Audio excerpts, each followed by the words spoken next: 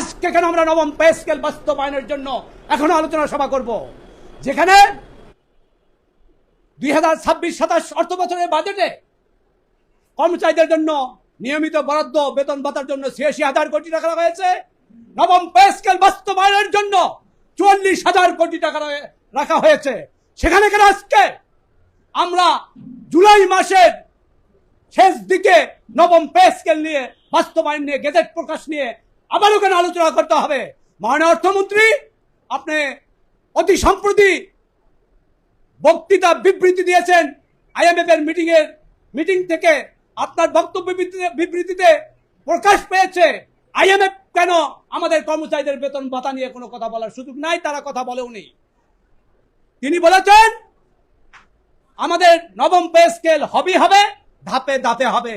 মাননীয় অর্থমন্ত্রী, আমরা প্রজাতন্ত্রের কর্মচারী, আপনার স্পষ্ট বক্তব্য চলে এসেছে 11 বছর প্রজাতন্ত্রের কর্মচারীরা পে স্কেল পান না। তারা নবম পে স্কেল না পায় নানানভাবে অতি কষ্টে পরিবার পরিজনের ব্যয়ভার বহন করছেন, ধার দেনায় জরাজীর্ণ হচ্ছেন। ইতিমধ্যে আমাদের এক বিডিআর জওয়ান ভাই প্রাথমিক শিক্ষক সহ 4 কর্মচারী আত্মহতি দিয়েছেন।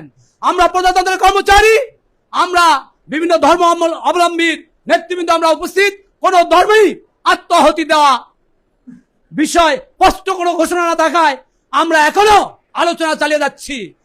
আমি মাননীয় প্রধানমন্ত্রীকে বলবো, আপনার রাষ্ট্রপ্রধান, আপনি নির্বাচনী ইস্তেহারে প্রজাতন্ত্রের কর্মচারীদের দুঃখ দুর্দশা নিবারণের জন্য, নবম পে স্কেল বাস্তবায়নের জন্য অন্তর্বর্তীকালীন সরকারের শাসন আমলে 6 ফেব্রুয়ারি 2026 নবম পে স্কেল বাস্তবায়নের জন্য ভুকা মিছিল নিয়ে আমরা যমুনা অভিমুখে পদযাত্রা করেছিলাম। আমাদের শান্তি শৃঙ্খল পদযাত্রায় আমাদের উপর পেটুয়া বাহিনী, তৎকালীন পুলিশ বাহিনী তথা ডিএমপির কমিশনার জনাব সাজ্জাদ আলী আমাদের উপর নিপীড়ন, নির্যাতন, রাবার বুলেট সহ লাঠিপিটা করে আমাদের আরেক 2 শতাধিক সহকর্মীকে আহত করেছেন। আমাদের 6 সহকর্মীকে গ্রেপ্তার করেছেন। আজকের নবম পে স্কেল যে অবস্থায়, আজকের পে স্কেল যোদ্ধা যে ভাইয়েরা আহত হয়েছেন, যারা কারাবরণ করেছিলেন, অ্যারেস্ট হয়েছিলেন, তাদের সফলতার নবম পে স্কেল গেজেট প্রকাশ জানানো এত তালবাহানা চলছে। পে কমিশন সুপারিশ করেছে 3 ধাপে বাস্তবায়ন। আমাদের সচিব কমিটি, আমাদের মাননীয় প্রধানমন্ত্রী বলেছেন 3 ধাপে নয়, আমাদের শতভাগ বেসিক 1 ধাপে, ভাতা দিয়ে 1 ধাপে, 2 ধাপে নবম পে স্কেল বাস্তবায়ন করা হবে। আমরা দীর্ঘ 2 মাস আমাদের দাবি আদায় পরিষদের নেতৃবৃন্দ চুপচাপ ছিলাম, যেটা বাস্তবায়নাধীন একটি বিষয়, একটা নিষ্পন্ন বিষয়। আমরা দেখলাম জুলাই মাসের আজকে 18 তারিখ, তারপরেও পে স্কেলের গেজেট জারি হচ্ছে না। আমরা অত্যন্ত ব্যথিত, অত্যন্ত মর্মাহত। আমরা প্রজাতন্ত্রের কর্মচারী, আমাদের মাননীয় প্রধানমন্ত্রী, অর্থমন্ত্রী বলেছেন পে স্কেল বাস্তবায়িত হবে 1 জুলাই থেকে। আমরা এটা রাষ্ট্রের কর্মচারী হিসেবে, বাংলাদেশের জনগণ হিসেবে আমরা এটা বুঝি। সরকার যথাসাধ্য চেষ্টা করছেন এইটা আমাদের জুলাই থেকে কার্যকরী করতে হবে। আর আমাদের বেতন পদ্ধতি আইবাস হওয়ার কারণে এই 2 মাস 3 মাস সময় লাগবে, কিন্তু গেজেট প্রকাশে তো কোনো সময় লাগার কথা না, একটা মীমাংসিত বিষয়। সম্মানিত সহকর্মী, সহযোদ্ধা তথা প্রিন্ট মিডিয়া, ইলেকট্রনিক মিডিয়ার ভাইদের জন্য বলবো, আমাদের গেজেট প্রকাশের কোনো বিলম্বতা, আমাদের নানান অজুহাত, নানান বাহানা আমরা যেটা দেখছি যে IMF নিয়ে কথা বলছেন। IMF তো বাংলাদেশ সরকারের কর্মচারীদের বেতন ভাতা নিয়ে কথা বলার কথা না। IMF কথা বলবেন, তারা ঋণদাতা একটি প্রতিষ্ঠান, আমাদের সরকারকে ঋণ দেবে বিভিন্ন উন্নয়ন প্রকল্পে, উন্নয়ন কাজের জন্য। প্রজাতন্ত্রের কর্মচারীদের বেতন ভাতা হয় আমাদের দেশের জনগণের ট্যাক্সের টাকায়, কিন্তু IMF কে এর মধ্যে জড়িয়ে এনে গোলা পানিতে মাছ শিকারের যে অপচেষ্টা করছেন, এই অপচেষ্টা বন্ধ করুন। নতুবা প্রজাতন্ত্রের কর্মচারীরা 6 ফেব্রুয়ারি, interior government is a highest powerful government, তাদের বাসা অভিমুখে পদযাত্রা করতে, বাসা ঘেরাও করতে কোনো দ্বিধাদ্বন্দ্ব করেনি। আমরা আমাদের মাননীয় প্রধানমন্ত্রী, আমাদের সদায় মাননীয় প্রধানমন্ত্রীর অর্থ মন্ত্রী সহ অর্থ মন্ত্রণালয়কে সবিনয়ে বলতে যাব যে আমাদের নেতৃবৃন্দ যে ঘোষণা দিয়েছেন আগামী 10 আগস্টের মধ্যে যদি নবম পে স্কেলের গেজেট জারি না হয়, আমরা ইনশাআল্লাহ আবারও কর্মসূচির মাধ্যমে নবম পে স্কেল বাস্তবায়নের জন্য আগামী 22 আগস্ট গোটা দেশ থেকে, জেলা থেকে, বিভাগ থেকে, উপজেলা থেকে প্রতিনিধি সমাবেশ করব। তাদের মতামতের প্রেক্ষিতে আমরা পরবর্তী নবম পে স্কেল বাস্তবায়নের জন্য কর্মসূচি আমরা ওই দিন ইনশাল্লাহ প্রকাশ করব।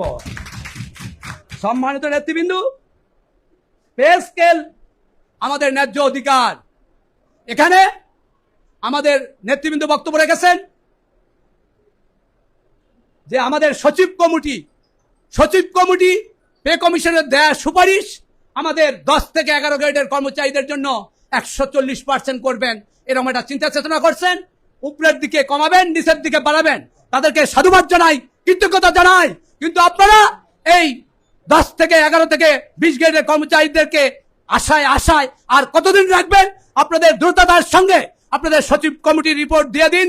অর্থ মন্ত্রণালয়কে সবিনয় অনুরোধ জানাবো, আগামী 10 আগস্টের মধ্যে আমাদের প্রজাতন্ত্রের কর্মচারীদের নবম পে স্কেলের গেজেট প্রকাশ করবেন। সেটি হবে 1:4, 12টি গ্রেড এবং সর্বনিম্ন 35,000 টাকায়। নতুবা প্রজাতন্ত্রের কর্মচারীরা এই নবম পে স্কেলকেও প্রত্যাখ্যান করবে অষ্টম পে স্কেলের মতো। মাননীয় প্রধানমন্ত্রী, বিগত সরকার অষ্টম পে স্কেল দিয়েছিলেন বৈষম্য যুক্ত। আমরা 15 সালের পে স্কেল পাওয়ার পর থেকে 2016 সাল থেকে আমরা সেই পে স্কেলটি সংশোধনের জন্য চেষ্টা করেছি, আবেদন নিবেদন করেছি, বিভিন্ন কর্মসূচি পালন করেছি।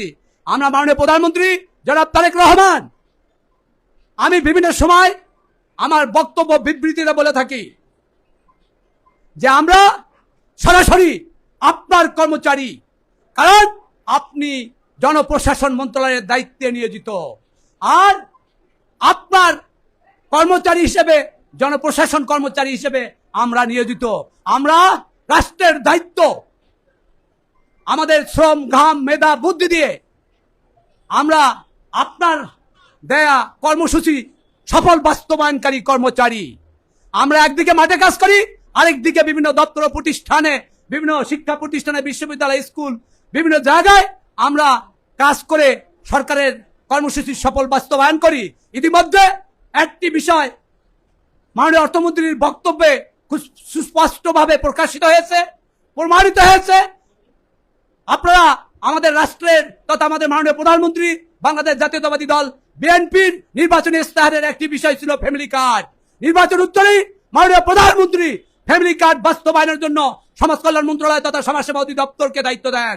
আমরা সমাজসেবা অধিদপ্তরের কর্মচারীরা সরকারের এই ফ্যামিলি কার্ডের গুরুত্বপূর্ণ দায়িত্বটি সফলভাবে বাস্তবায়ন করেছি, যার ফলশ্রুতিতে মাননীয় অর্থমন্ত্রী, মাননীয় সমাজ কল্যাণ মন্ত্রী জেনেম জাহিদ তারা স্পষ্টভাবে সোশ্যাল মিডিয়া, বিভিন্ন মিডিয়ায় প্রচার করেছেন।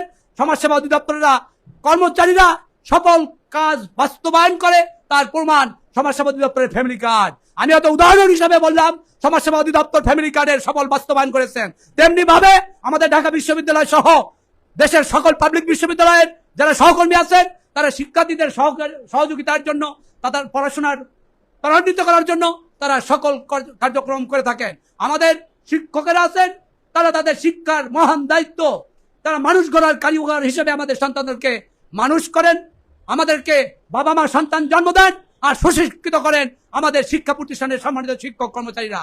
সম্মানিত নেতৃবৃন্দ, প্রিন্ট মিডিয়া, ইলেকট্রনিক মিডিয়া সহ গোয়েন্দা সংস্থার কর্মকর্তাদের অবগতির জন্য বলি, আজকের এই সভার মেসেজটি আমাদের মাননীয় প্রধানমন্ত্রীর কর্তৃত্ব করবেন, যাতে প্রজাতন্ত্রের কর্মচারী হিসেবে আমরা আমাদের মাননীয় প্রধানমন্ত্রীর পরিবারের সদস্য হিসেবে আমাদেরকে আর কোনো কর্মসূচি দিতে না হয়। আজকের এই সভার মাধ্যমে ঢাকা বিশ্ববিদ্যালয় চতুর্থ শ্রেণীর কর্মচারী সমিতির যে নেতৃবৃন্দ বক্তব্য দিয়েছেন, আমি তাদের বক্তব্যের সাথে সহমত পোষণ করে যে নবম পে স্কেল 10 আগস্টের মধ্যে, 10 আগস্ট 2026-এর মধ্যে গেজেট প্রকাশ করবেন। সেটা হবে বৈষম্য মুক্ত, 1:4, 12টি গ্রেড এবং সর্বনিম্ন 35,000 টাকা। মাননীয় প্রধানমন্ত্রী, ইনসাফের কাজ চলছে। বিগত সরকার ক্ষমতায় থাকার জন্য আমলাদেরকে যে বেআইনি সুবিধা দিয়ে গিয়েছেন, আমরা প্রত্যাশা করছিলাম এবারের বাজেটে সেগুলি বন্ধ হবে। অনেকগুলি বন্ধ হয়েছে, যেমন আমলাদের বিদেশ ভ্রমণ, আমলাদের বিভিন্ন ট্যুর বন্ধ করেছেন। আমরা প্রত্যাশিত ছিলাম আমলাদেরকে দেয়া কার লোন 30 লক্ষ টাকা সুদ মওকুফ এবং 30 লক্ষ টাকার জায়গায় 18 লক্ষ টাকা নেবেন, 12 লক্ষ টাকা মাফ করে দিবেন। বাংলাদেশের কোন ইতিহাসে আছে কৃষকেরা লোন নেয়, ব্যবসায়ীরা লোন নেয়, শিল্পপতিরা, শিল্প প্রতিষ্ঠানের মালিকরা লোন নেয়, ইভেন কি আমরা প্রজাতন্ত্রের কর্মচারীরাও সোনালী ব্যাংক সহ বিভিন্ন ব্যাংক থেকে পার্সোনাল লোন নেয়, প্রতিটা লোনের বিপরীতে যোগসূত্র সুদের। আমরা প্রত্যাশিত ছিলাম, যেহেতু ইনসাফের শাসন প্রতিষ্ঠিত হয়েছে, বাংলাদেশ জাতীয়তাবাদী দল বিএনপি রাষ্ট্র পরিচালনার দায়িত্ব, সেখানে ইনসাফ আমরা প্রত্যাশা করছিলাম। সেখানে কি দেখলাম, কয়েকদিন আগে একটি ঘোষণা এসেছে, কার লোনের পরিচর্যা রক্ষণাবেক্ষণের জন্য 50,000 টাকা দেওয়া হতো, সেটা কমায়া 25,000 টাকা করা হয়েছে। আমরা ধিক্কার জানাই অর্থ মন্ত্রণালয়ের যারা ডিসিশন নিচ্ছেন, আপনারা এই আমলা নির্ভরতা থেকে বের হয়ে আসুন। যারা প্রজাতন্ত্রের কর্মচারী, আপনাদের রাষ্ট্রের সরকারের কর্মসূচি সফল বাস্তবায়ন করেন, তাদের সুযোগ সুবিধা বৃদ্ধি করুন। কার লোন, এটা যেহেতু লোন হিসেবে হয়েছে, এটাতে 30 লক্ষ টাকা নিতে হবে, 30 লক্ষ টাকার সুদ আসলে এটা নিতে হবে। আর রক্ষণাবেক্ষণের জন্য যে 50,000 টাকা দেওয়া হয়, এটি বন্ধ করুন। সম্মানিত সহকর্মী বিন্দু, আপনারা সহযোদ্ধা বিন্দু, দীর্ঘক্ষণ বক্তব্য শুনেছেন, বক্তব্য দিয়েছেন। আপনারা আপনাদের কষ্টের ফসল নবম পে স্কেল বাস্তবায়নে এখন আমরা লুকোচুরি দেখছি, এখন আমরা তালবাহানা দেখছি। আজকে যে ডিসিশন হয়েছে, আগামী 10 আগস্ট 2026-এর মধ্যে যদি নবম পে স্কেলের গেজেট জারি করা না হয়, আমরা প্রত্যাশা করব আমাদের মাননীয় প্রধানমন্ত্রী, অর্থমন্ত্রী ইনশাল্লাহ অতি দ্রুত, অতি জুলাইয়ের মধ্যেই নবম পে স্কেল বাস্তবায়ন করবেন, পে স্কেলের গেজেট জারি করবেন, এটা আমাদের প্রত্যাশা। আর আমাদের পক্ষ থেকে, দাবি আদায় ঐক্য পরিষদের পক্ষ থেকে আরো 10 দিন সময় বাড়িয়ে দেওয়া হলো। আগামী 10ই আগস্ট 2026-এর মধ্যে নবম পে স্কেলের গেজেট প্রকাশিত না করলে আমরা 22শে আগস্ট আমাদের হল প্রাপ্তি সাপেক্ষ হয় আমরা ডিপ্লোমা ইঞ্জিনিয়ারিং ইনস্টিটিউশনের হলে, কিংবা আমরা প্রেস ক্লাবের নিচতলায় হল বুক দিব। আপনারা সবাই সার্বিকভাবে সহযোগিতা করবেন, এই প্রত্যয় ব্যক্ত করে দাবি আদায় ঐক্য পরিষদের কর্মসূচির ফসল, আমাদের ভাইদের আহত হওয়ার ফসল, আমাদের ত্যাগের ফসল, আমাদের জেল হাজতের ফসল, আমাদের আত্মহতির ফসল নবম পে স্কেল বাস্তবায়িত হবে। সর্বশেষে আপনারা অনেকেই কথা বলেছেন, আরে ভাই, যে দাবি আদায় ঐক্য পরিষদ নবম পে স্কেল বাস্তবায়নের জন্য রাষ্ট্রকে নাড়া দিয়েছেন, আপনারা এর বাইরে আর কাকে ভাবেন? কেউ মলম বিক্রি করতেছে, কয় গা চুলকায়, এ চুলকায়, তাদেরকে আপনারা নেতা প্রতিষ্ঠিত করেন কেন? তারা তো মলম ব্যবসায়ী। কালকেও মনে হয় ইউটিউবে দেখলাম, আমি আমাদের সম্মানিত সাংবাদিক দ্বয় আছেন, অন্যান্য মিডিয়ার লোকজন আছেন, তারা প্রজাতন্ত্রের কর্মচারী, তাদের জব ডিসক্রিপশন চাকরি বিধিমালায় এই সাংবাদিকতার চাকরি করে সাংবাদিকতার পেশা করা যায় না। আপনারা আমাদের প্রেস ক্লাব সহ যত সাংবাদিক সংগঠন আছেন, যত প্রেস ইনস্টিটিউশন আছেন, তাদেরকে সবনীয় বলবো, এই দুইজনকে আইনের আওতায় এনে এদেরকে কঠোর শাস্তি দেওয়ার জন্য।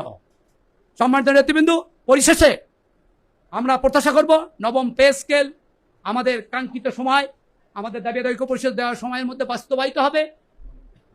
অন্যথায় আমাদের আজকের ঘোষণা অনুযায়ী আমরা 22শে আগস্ট, আমার হান্নান ভাই, সেলিম ভাই সহ আপনারা সবাই প্রস্তাব দিয়েছেন, আমরা আমাদের সরকারকে, আমাদের মাননীয় প্রধানমন্ত্রীকে আমরা 22শে আগস্ট প্রতিদিন সমাবেশ করে নবম পে স্কেল বাস্তবায়নের জন্য সর্বশেষ প্রচেষ্টা হিসেবে আমরা ওই কর্মসূচি পালন করব।